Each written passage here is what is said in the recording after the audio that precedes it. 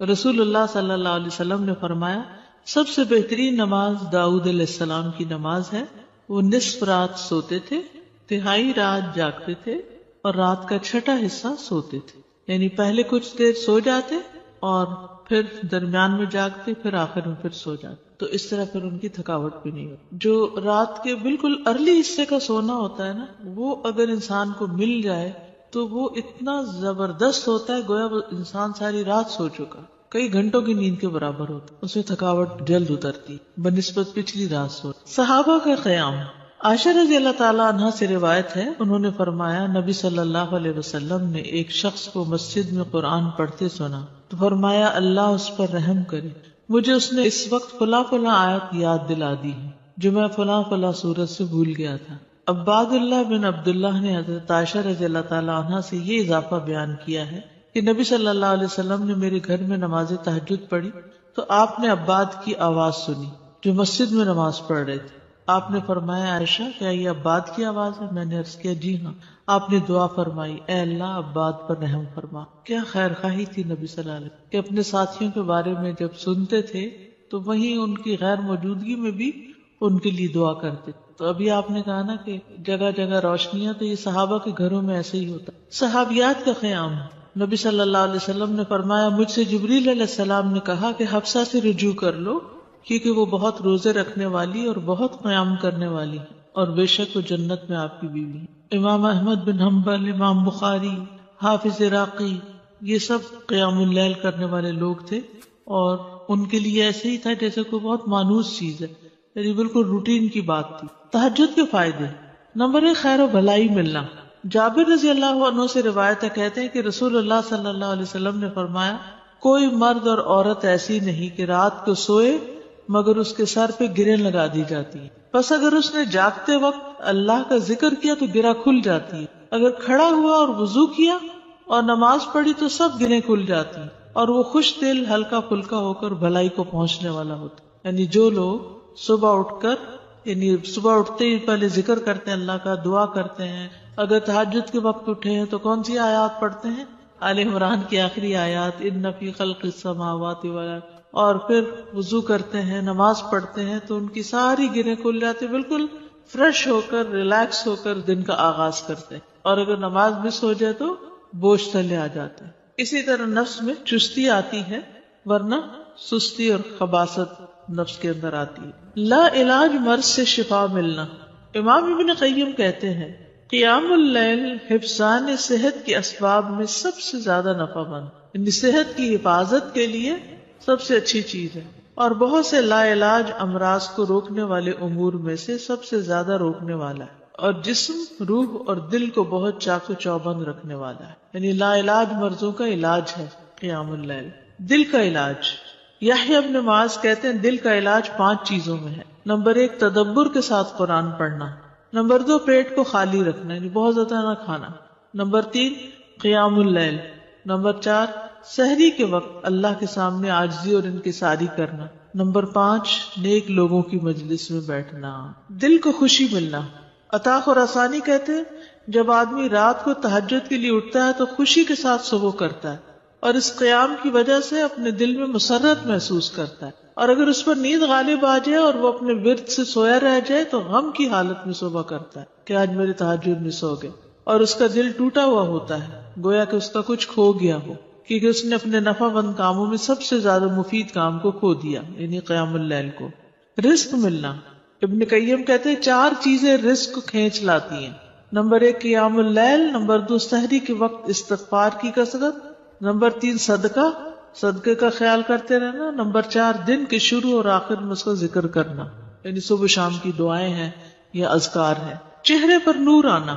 حسن بصری سے پوچھا گیا رات کو تہجد پڑھنے والے سب لوگوں سے زیادہ حسین چہرے والے کیوں ہوتے ہیں؟ انہوں نے کہا اس لیے کہ وہ تنہائی میں رحمان کے ساتھ گفتگو کرتے ہیں اور اللہ انہیں اپنا نور پہنا دیتا ہے. لوگوں کی محبت ملنا. سعید بن مسیب کہتے ہیں کہ ایک آدمی رات کو نماز پڑھتا ہے تو اللہ اس کے چہرے میں نور بنا دیتا ہے. اس نور کی وجہ سے ہر مسلمان اس سے محبت کرتا ہے. جب اس کو ایسا شخص دیکھتا ہے جس نے اسے پہلے نہیں دیکھا ہوتا تو وہ کہتا ہے بے شک مجھے اس آدمی سے محبت ہے، یعنی دیکھتے ہی اس کے دل میں اس کی محبت آتی ہے. کوئی ایک فائدہ بتائیے مجھے. کیا فائدہ تہجد پڑھنے کا؟ خوشی ملنا، دل کا علاج، لا علاج مرضوں سے حفاظت، رزق ملنا، یس، نفس میں چستی آنا، لوگوں کی محبت ملنا، چڑچڑا پن دور ہوتا ہے، برداشت پیدا ہوتی ہے. تو جس میں برداشت پیدا ہو جائے تو پھر بہت سے اس کے دوست بن جاتے ہیں. اب دیکھیے کہ پچھلی پہر رات کو اٹھ کے صاف ستھرا ہو کے، نبی صلی اللہ علیہ وسلم کا طریقہ کیا تھا کہ آنکھ کھلتے مسواک کرتے تھے، مسواک کیا، صاف ستھرے ہوئے، پاک ہوئے، اور پھر آپ طویل قیام کرتے. اب کیا کہتے ہیں، کھڑے ہو کے آفس میں کام کریں، اسٹینڈنگ آفیسز بن رہے ہیں، یعنی قیام کی حالت میں کمپیوٹر استعمال کرے. تو یہ قیام اگر کسی نے صبح صبح ہی کر لیا ہو، اور پھر نبی صلی اللہ علیہ وسلم کے قیام جتنا ہی ان کا رکوع بھی ہوتا تھا، اتنی دیر آپ جھکے ہوئے، اتنی دیر آپ کا سر سجدے میں پڑا ہوا، صحت ہی صحت ہے، ایکسرسائز ہی ایکسرسائز. فجر سے تھوڑی دیر پہلے اٹھ کے قیام کرنا، میں نے کسی لیکچر میں یہ سنا تھا کہ مطلب ٹھیک ہے آپ یہ تو کرتے ہیں، لیکن یہ بیسیکلی وہ قیام اللیل نہیں ہے، یہ کچھ اور ہی چیز ہے. ایسا کچھ نہیں. دیکھیے یہ اور کیا ہے، مطلب ان کا کہنے کا مطلب یہ تھا کہ ہم جیسے یہ سست لوگوں کے لیے ہے کہ اچھا چلو فجر سے ذرا سا پہلے اٹھ کے کر لیا، ورنہ بیسیکلی رات کی ڈیپ میں اٹھیں اور اس وقت کریں.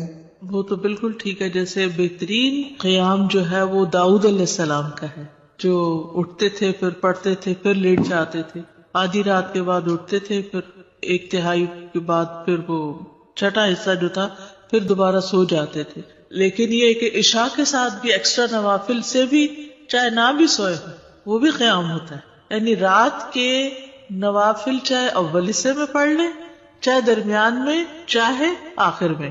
ہاں یہ ایکسٹرا بات ہے کہ جس کام میں جو جتنی مشقت کرتا ہے اس کا اجر اتنا ہی زیادہ بڑھ جاتا ہے. آخری وقت میں اٹھنے والوں کا کم ہے اور پہلے اٹھنے والوں کا زیادہ ہے obviously.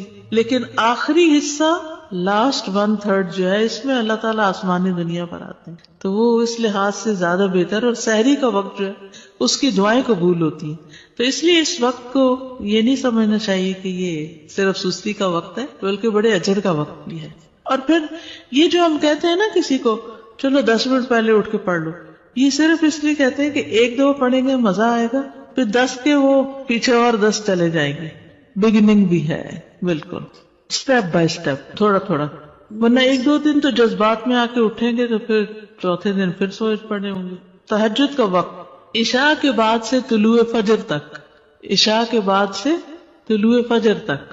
نبی صلی اللہ علیہ وسلم نے فرمایا اللہ نے تمہیں مزید ایک نماز عطا کی ہے جو کہ وتر یعنی تہجد ہے، اسے نماز عشاء اور نماز فجر کے درمیانی وقفے میں پڑھ لیا کرو. ٹھیک ہے نا، یہ سلسلہ صحیحہ کی حدیث ہے. کب سے کب تک ہے تہجد کا وقت؟ عشاء کے بعد سے فجر تک. اٹھنے کا بہترین وقت مسند احمد کی روایت ہے، ابو مسلم سے روایت ہے کہ میں نے ابو ذر رضی اللہ عنہ سے پوچھا رات کے کس حصے میں قیام کرنا سب سے افضل ہے؟ ابو ذر رضی اللہ عنہ نے کہا میں نے بھی رسول اللہ صلی اللہ علیہ وسلم سے اسی طرح سوال کیا تھا جس طرح تم نے مجھ سے کیا. آپ نے فرمایا رات کے پچھلے پہر، یہ رات کے پچھلے پہر یا نصف رات میں، لیکن ایسا کرنے والے بہت تھوڑے ہیں. یعنی مشکل ہے نا آدھی رات کو اٹھنا. آپ مثلا سوئے ہیں 10 بجے اور 12 بجے پھر اٹھ جائے تو مشکل ہوگا. رات کے آخری حصے میں قیام کرنا. جابر رضی اللہ عنہ سے روایت ہے، انہوں نے کہا میں نے نبی صلی اللہ علیہ وسلم کو فرماتے ہوئے سنا تم میں سے جسے یہ خدشہ ہو کہ وہ رات کے آخر میں نہیں اٹھ سکے گا تو وہ وتر پڑھ لے پھر سو جائے، اور جسے رات کے قیام کا یقین ہو وہ رات کے آخر میں وتر پڑھے، کیونکہ رات کے آخری حصے میں قرات کے وقت حاضری دی جاتی ہے اور یہ بہتر ہے. ٹھیک ہے، تو رات کا آخری حصہ بھی اچھا ہے. آخری پہر دعاؤں کی قبولیت کا وقت بھی ہے. عمرو بن ابسہ سے مرفوعاً روایت ہے کہ رات کی نماز 2 رکعت ہے اور رات کے آخری حصے میں دعا سب سے زیادہ قبول ہوتی ہے. رات کے آخری حصے میں دعا سب سے زیادہ قبول ہوتی ہے. نبی صلی اللہ علیہ وسلم کے اٹھنے کا وقت. مسروق سے روایت انہوں نے کہا میں نے عائشہ رضی اللہ عنہا سے پوچھا کہ نبی صلی اللہ علیہ وسلم کو سب سے زیادہ کون سا عمل پسند تھا؟ انہوں نے فرمایا وہ عمل جو ہمیشہ ہوتا رہے. میں نے کہا آپ رات کو کب اٹھتے تھے؟ انہوں نے فرمایا جب مرغ کی آواز سنتے تو اٹھ جاتے. آپ دیکھیے اس وقت گھڑیاں نہیں تھی، لیکن اللہ نے نیچرلی یعنی کہ ایک وقت تہجد کا جو تھا اس میں مرغ اذان دیتا ہے، تو وہ بھی ایک الارم کی طرح ہے. آپ کو پتہ ہے کراچی کا تو کچھ نہ پوچھیں، اس لیے کہ فرسٹ ٹائم کراچی میں میرے ساتھ یہ ایکسپیرینس ہوا کہ رات کے وقت کبھی بول رہے ہیں، رات کے وقت کبھی بول رہے تھے. یہ فرسٹ ٹائم میں نے دیکھا، تو میں نے کہا یہ کیا ہوا ہے، یعنی میں پریشان ہو گئی جب شروع میں گئی وہاں، یہ کیا ہو رہا ہے. پھر مجھے سمجھ میں آیا کہ یہاں کراچی میں تو ساری رات ٹریفک چل رہی ہوتی ہے اور لوگ جاگ رہے ہوتے ہیں، کہ کراچی میں لوگ رات کو زیادہ جاگتے ہیں، تو وہ پھر کبھی بھی جاگنے لگے. کھانا ملتا ہے، بالکل کھانا بھی ملتا ہے. اب دیکھیں ریسٹورینٹس کے باہر وہ پرندے اڑ کے رات کے وقت آ کے بیٹھ کے جاتے ہیں، کیونکہ دن کو وہ سب بند پڑا ہوتا ہے بیچارے، ان کا رزق بھی رات کو کھلتا ہے. ان کا یعنی کہ وہ سارا سسٹم ڈسٹرب ہو چکا ہے، جیسے انسان ڈسٹرب ہو گئے تو پرندے بھی ڈسٹرب ہو گئے. حضرت عائشہ سے روایتیں فرماتی ہیں آپ صلی اللہ علیہ وسلم شروع رات میں سوتے اور آخر رات میں بیدار ہو کر تہجد کی نماز پڑھتے. نبی صلی اللہ علیہ وسلم کا نصف رات کو اٹھنا، آدھی رات کو، یہ وہ حضرت ابن عباس والی روایت ہے جس میں ابن عباس آپ صلی اللہ علیہ وسلم کے گھر میں آ کر رکے تھے، اور پھر جب آدھی رات گزر گئی تو آپ بیدار ہو کر تہجد پڑھنے لگے. نبی صلی اللہ علیہ وسلم کا سحری سے قبل نماز سے فارغ ہونا. حضرت عائشہ کہتی ہیں کہ جب سحری کا وقت ہوتا تو میں نبی صلی اللہ علیہ وسلم کو اپنے پاس سویا ہوا ہی پاتی، یعنی آپ تہجد پڑھ کے دوبارہ سو جاتے تھے. حضرت عائشہ سے روایت بیان کرتی ہیں کہ بلا شبہ اللہ عز و جل رسول اللہ صلی اللہ علیہ وسلم کو رات میں جگا دیتے، چنانچہ صبح نہ ہو پاتی کہ آپ اپنے معمول کی عبادت سے فارغ ہو چکے ہوتے تھے. تہجد کے لیے بیدار ہونے کی سنتیں. آنکھ کھلنے پر دعا پڑھنا. نبی صلی اللہ علیہ وسلم نے فرمایا جو شخص رات کو بیدار ہو کر یہ دعا پڑھے، لا الہ الا اللہ وحدہ لا شریک لہ لہ الملک ولہ الحمد وہو علی کل شیء قدیر الحمد للہ وسبحان اللہ ولا الہ الا اللہ واللہ اکبر ولا حول ولا قوة الا باللہ ثم قال اللہم اغفر لی او دعا استجیب لہ فإن تودع وصلى قبلت صلاته. نبی صلی اللہ علیہ وسلم نے فرمایا جو شخص رات کو بیدار ہو کر یہ دعا پڑھے لا الہ الا اللہ آخر تک، اور پھر کہے اللہم اغفر لی، اے اللہ میری مغفرت فرما، یا کوئی اور دعا کرے جو اس کی دعا ہے، تو اس کی دعا قبول ہوتی ہے. پھر اگر اس نے وضو کیا اور نماز پڑھی تو نماز بھی قبول ہوتی ہے. ٹھیک ہے. آل عمران کی آخری 10 آیات پڑھنا. ابن عباس نے ابو المتوکل کو بتایا کہ انہوں نے ایک رات نبی صلی اللہ علیہ وسلم کے ہاں گزاری، تو اللہ کے نبی رات کے آخری حصے میں اٹھے، باہر نکلے اور آسمان پر نظر ڈالی، پھر سورۃ آل عمران کی آیت پڑھی ان فی خلق السماوات والارض. 3 بار وقفے سے اٹھنا. ابن عباس کہتے ہیں وہ ایک رات رسول اللہ صلی اللہ علیہ وسلم کے ہاں سوئے تو رات کو آپ جاگے، مسواک کی اور وضو فرمایا. آپ اس وقت یہ آیات پڑھ رہے تھے ان فی خلق السماوات والارض. یہ آیات تلاوت فرمائی حتیٰ کہ سورت ختم کی، پھر آپ کھڑے ہوئے اور 2 رکعتیں پڑھی، ان میں بہت طویل قیام، رکوع اور سجدے کیے، پھر واپس پلٹے اور سو گئے، یہاں تک کہ آپ کی سانس کی آواز سنائی دینے لگی. پھر آپ نے اس طرح 3 دفعہ کیا، 6 رکعتیں پڑھی. ہر دفعہ آپ مسواک کرتے، وضو فرماتے اور ان آیات کی تلاوت فرماتے. پھر آپ نے 3 وتر پڑھے، پھر مؤذن نے اذان دی تو آپ نماز کے لیے باہر تشریف لے گئے. یعنی بار بار وضو کیا، بار بار مسواک کیا اور بار بار ان فی خلق پڑھا اور عبادت کی. بیدار ہوتے ہی مسواک کرنا.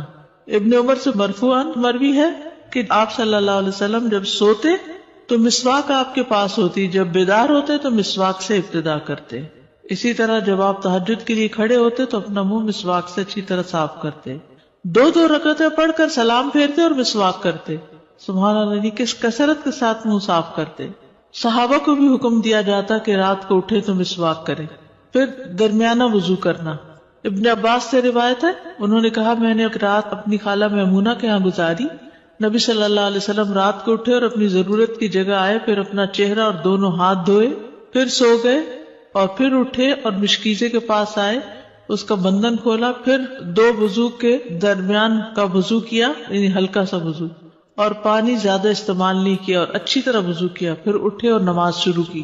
کم سے کم اور زیادہ سے زیادہ تعداد کتنی رکعتیں پڑھنی چاہیے. ٹھیک ہے، یہ بھی بڑا اہم سوال ہے. اکثر لوگ پوچھتے ہیں تہجد کتنی رکعتیں ہیں؟ تو یہ ظہر اثر وغیرہ کی طرح مقرر رکعتیں نہیں ہیں، اس میں وسعت ہے.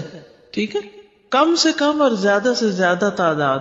ابن عثیمین کہتے ہیں نبی صلی اللہ علیہ وسلم سے رات کی نماز کے متعلق سوال کیا گیا تو آپ نے فرمایا رات کی نماز 2 رکعت ہے، مثنا مثنا، اور آپ نے اس کو کسی تعداد کے ساتھ متعین نہیں کیا. آپ نے یہ نہیں فرمایا 4 ہے، 6 ہے، 8 ہے، 10 ہے، نہیں. کیا فرمایا؟ 2 ہے. تو جب نبی صلی اللہ علیہ وسلم نے اس کے لیے کسی گنتی کو متعین کیے بغیر کیفیت کو واضح کر دیا تو اس سے معلوم ہوا کہ نماز کا معاملہ اس بارے میں وسعت رکھتا ہے، یعنی اس میں کافی گنجائش ہے. انسان 100 رکعتیں بھی پڑھ سکتا ہے اور 1 رکعت کے ساتھ اس کو وتر بنا سکتا ہے. تو اصل بات یہ کہ انسان جتنی طاقت پاتا ہے اتنی رکعتیں ادا کر لے. ٹھیک. ابن باز رات کی نماز کی تعداد کے متعلق کہتے ہیں کہ یہ بات ہر انسان کی طاقت کی طرف لوٹتی ہے، اور نبی صلی اللہ علیہ وسلم 11 رکعت ادا کرتے اور 2 رکعت پر سلام پھیرتے.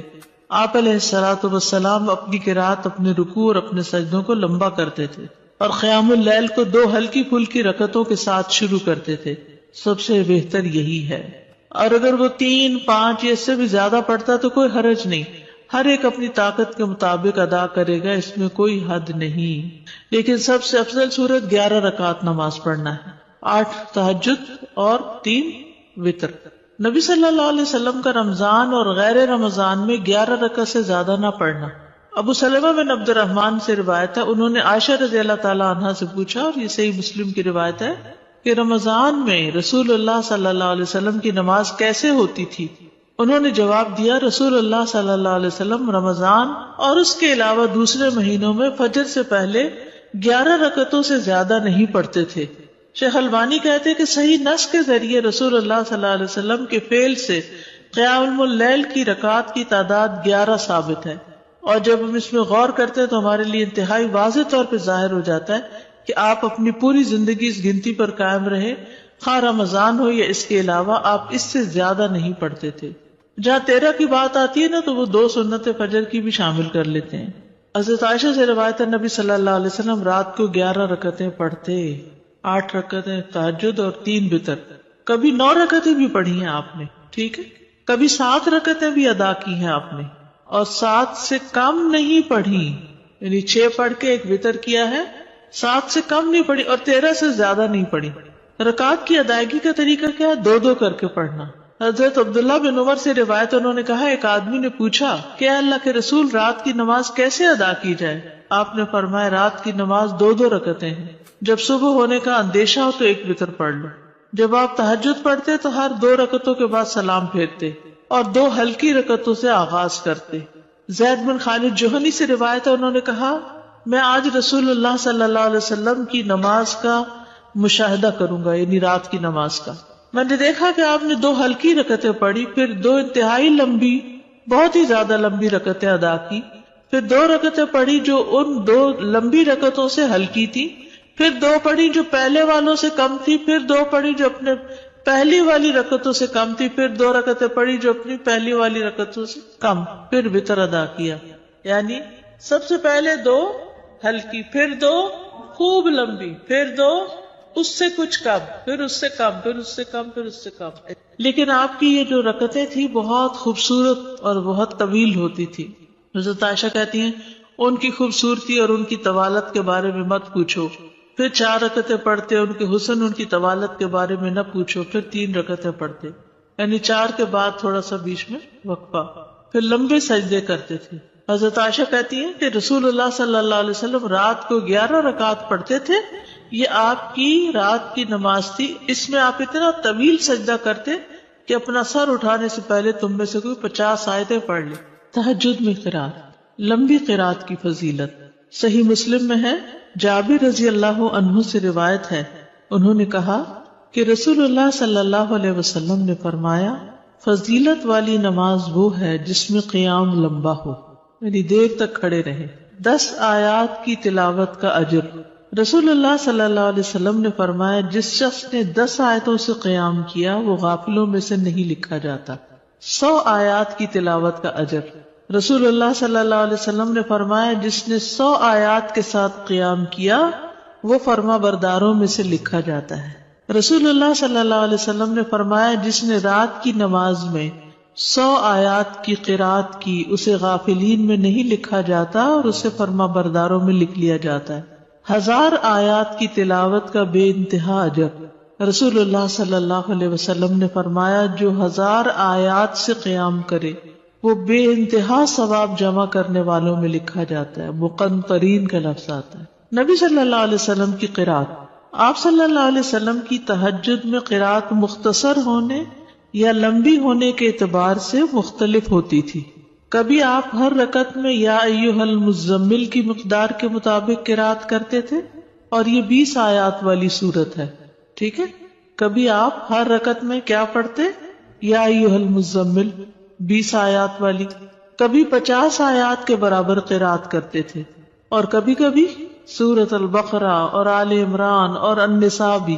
تو اس سے ہی پتہ چلتا ہے کہ اس میں کوئی لگا بندہ قاعدہ نہیں کہ اتنی ضرور قرات کی جائے، حسب حالت کم یا زیادہ کی جا سکتی ہے، لیکن obviously جتنی کریں گے پھر اس کا اجر اتنا ہی مختلف ہو جائے گا۔ نبی صلی اللہ علیہ وسلم کا قیام لمبا ہوتا تھا۔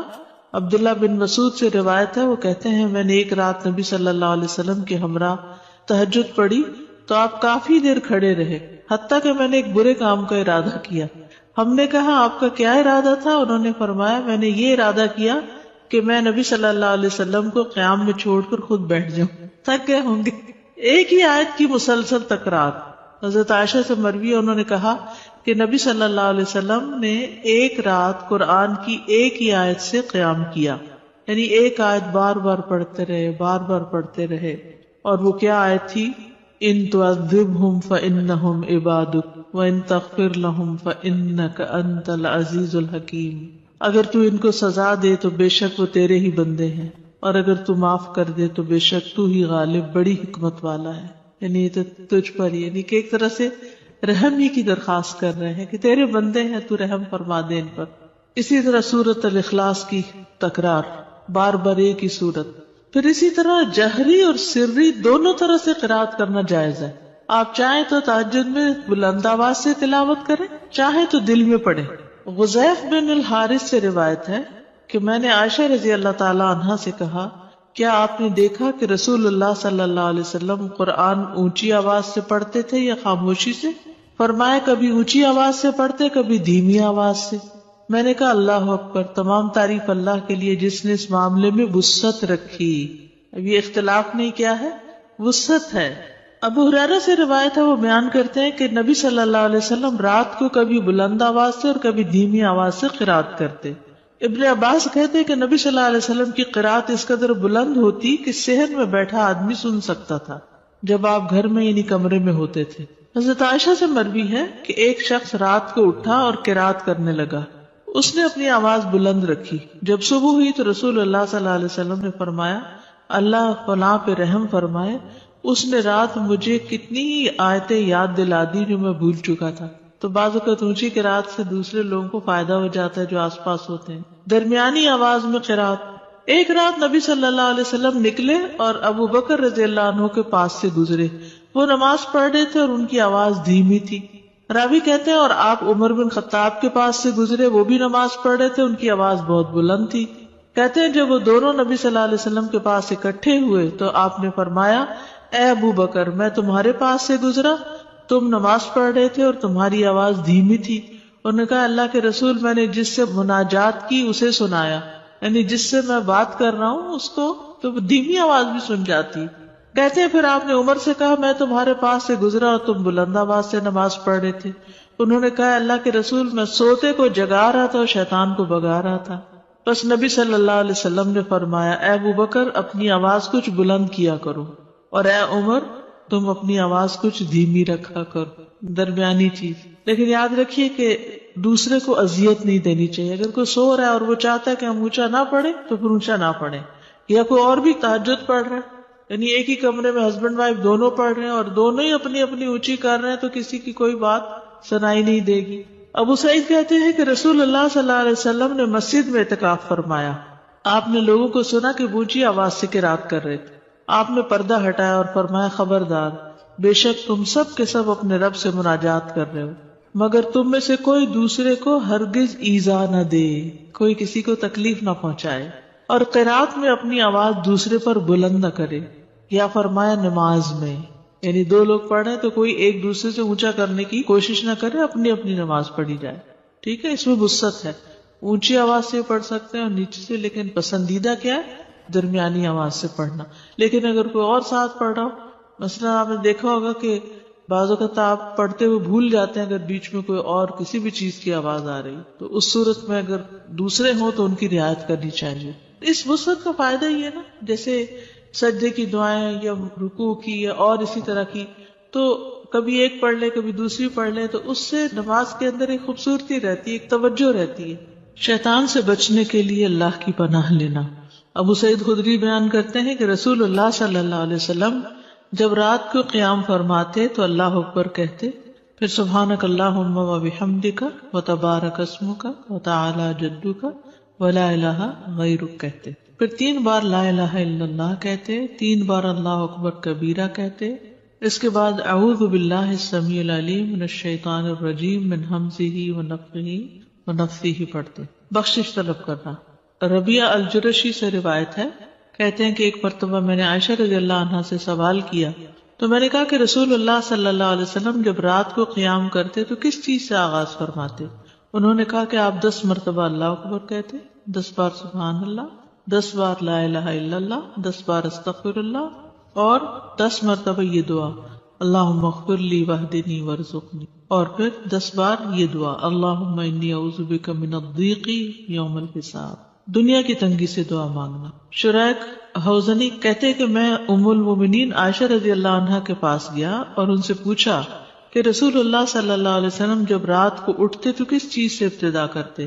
انہوں نے کہا تحقیق تو نے مجھ سے ایسا سوال کیا جس کے متعلق تجھ سے پہلے مجھے کسی نے نہیں پوچھا.